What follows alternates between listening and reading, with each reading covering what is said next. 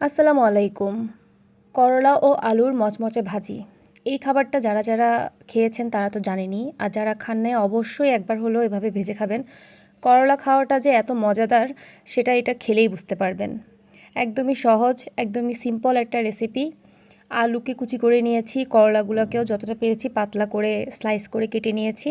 আলু ও করলার সাথে আমি এখানে সামান্য একটু হলুদের গুঁড়া, সামান্য একটু মরিচের গুঁড়া এবং একটু রসুন এবং অল্প পরিমাণে লবণ দিয়েছি।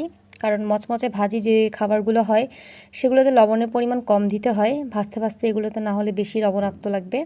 আমি এখানে একটা জিনিস ভুল করে ফেলেছি, সেটা হচ্ছে করলা এবং আলুকে একসাথে ভাজা করার জন্য নিয়েছি।